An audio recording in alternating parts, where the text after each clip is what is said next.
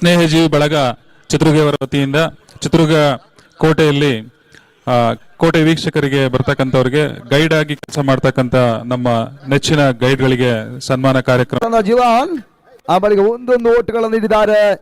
ಈ ಭಾಗ ಮತ್ತೆ ಡಾಟ್ ಬಾಲ್ ನಡೆಸುವಂತಹ ಪ್ರಯತ್ನವನ್ನು ಮಾಡ್ತಾ ಇದ್ದಾರೆ.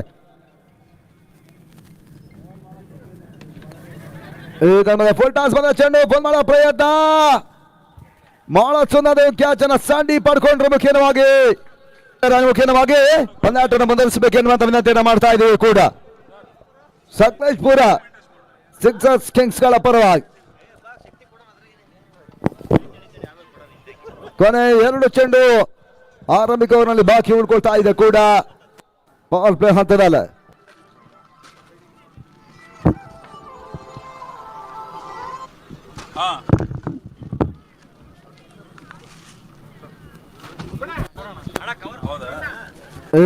ತನ್ಮದೆ ಓಟಗಳು ಬಿಡ್ತಾ ಇಲ್ಲ. ಮತ್ತೆ ಡಾಟ್ ಬಾಲಿನ ಸೇರ್ಪಡೆ ಮತ್ತೊಂದು ಗುಡ್ಲ್ಯಾಂಡ್ ಡೆಲಿವರಿಯೂ ಕೂಡ ಜೀವ ನಿರ್ಧರಿಸಿದ್ದಾಳೆ. ಬಾರಿ ಡಾಟ್ ಬಾಲ್ಗಳ ಪೂರೈಕೆಯನ್ನ ಮಾಡಿಕೊಂಡ್ರು. ವೈಡ್ ಬಾಲ್ಗಳನ್ನ ಸಂದ ಜೀವನ್ ಆ ಬಳಿಗೆ ಒಂದೊಂದು ಓಟ್ಗಳನ್ನು ನೀಡಿದ್ದಾರೆ. ಈ ಭಾಗ ಮತ್ತೆ ಡಾಟ್ ಬಾಲ್ ನಡೆಸುವಂತಹ ಪ್ರಯತ್ನವನ್ನು ಮಾಡ್ತಾ ಇದ್ದಾರೆ.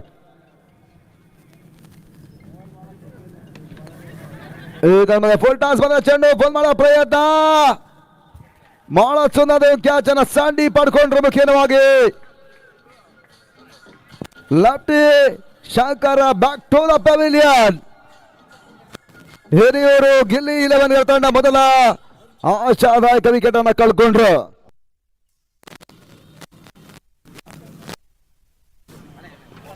ಎಲ್ಲ ಸನ್ಮಾನಿತರಿಗೆ ಅಭಿನಂದನೆಗಳು.